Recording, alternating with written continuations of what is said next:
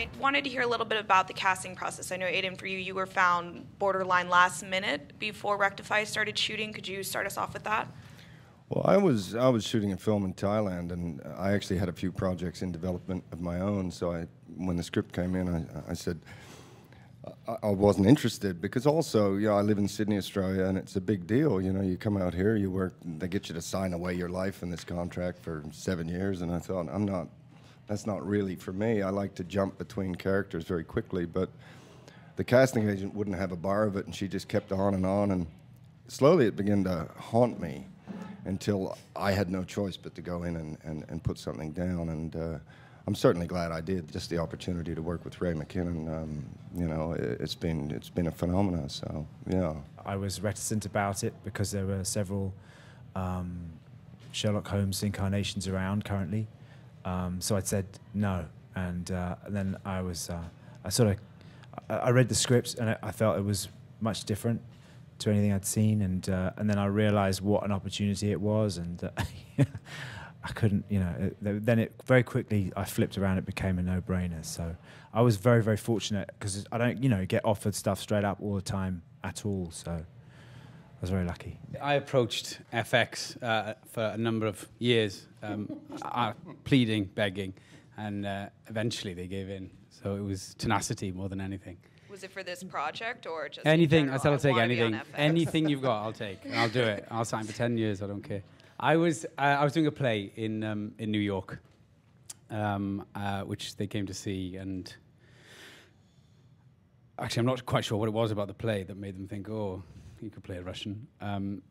So that's not good. And then I went in and read with Kerry Russell a number of times, and then went back, knocked on the door again, pleaded more. Eventually they gave in. Ray luckily had been working on this project for 8 years, so there was a plethora of research available to me about the psychology of prison life for solitary confinement, and death row and what have you. And so a lot of that was made available. I only had 8 days from arriving in Georgia to shooting, and so there wasn't a great period of immersion. I really had very little idea. Apart from what I could read, there was no one I could speak to one-on-one about the experience and what have you. But, Ray had written a character that was so remarkably paralyzed by being released into this world of sun after 20 years of living in a box.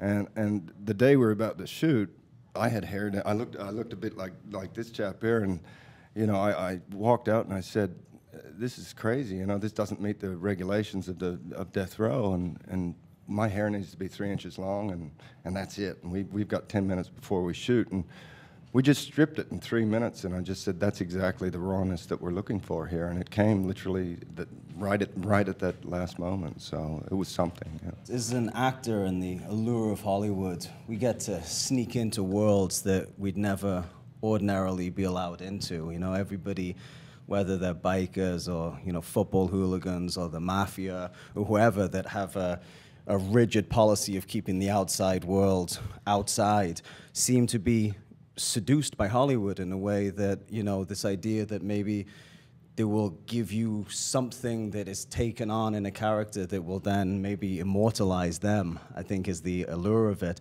And so I got to kind of go and hang out with some guys that were, of a very, well-known and notorious motorcycle club, and I kind of went and hung out with them for about 2 weeks before we started shooting the initial pilot, and actually made some really good friendships there. So have continued to let that, my relationships with them inform the way that I, carry myself in the show throughout the seasons that we've done. I've been thinking a lot about this. I just directed a film, and it features some mindless violence, and I think the piper is to be paid in our business about the way we deal with violence. I think to a large extent, even on cable, we lie about it. We tell the American public untrue things about violence, and I think we've got to stop it. This is just my personal soapbox, but I think we have to tell the truth about violence. I'm against censorship in any form, but we need to start being more truthful about violence.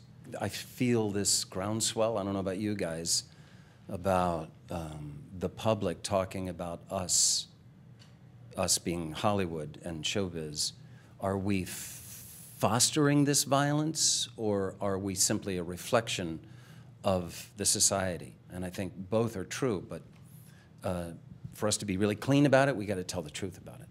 Now, violence without consequences, I find very gratuitous and all too often the case in the way it is portrayed in Hollywood.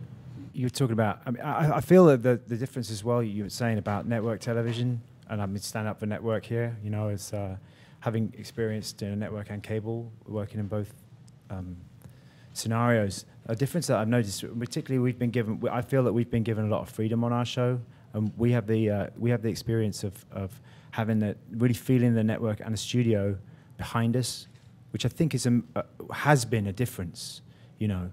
I think you used to feel that the makers, showrunners on cable shows could really run with their ideas a lot more and have less of a control exerted over them.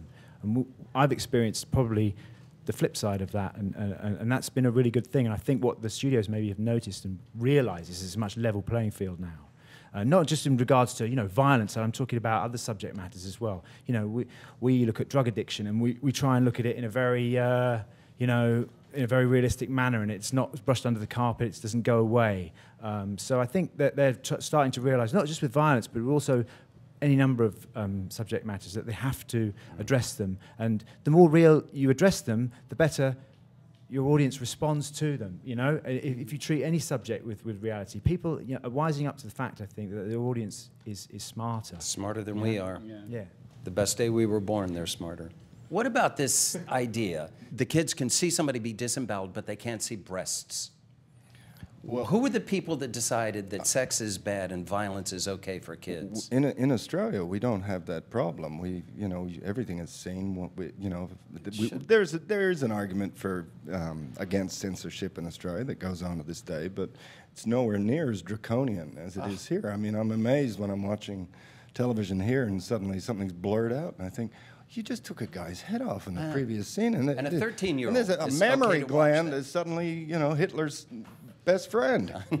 It's bizarre. Well, I had one particular scene in which my character he's struggling to find a sense of spirituality, a sense of place, a sense of belonging, and he goes through a baptism, and he comes out of it, and he's alive, but at the same time he's been on this existential journey it's a comedy. Through all sorts of rubbish, and he's desperately trying to explain it, and just technically I made the mistake of just I just started too far in, and I found it difficult to strip it back. It became harder and harder as the scene progressed, and take after take, where I could just find a peace inside that scene, whereas others had it felt a lot easier. That one was certainly a challenge to get back to the truth of the moment. I had one that I'm sure all you gentlemen have had, where my mother died, and I have to come in and find my mother dead, and it was scripted that my character Frank, who is not the sort of fellow that you would expect this of, he falls apart. And I'm Lutheran, I hate that shit, but I was ready, I'd been thinking about it.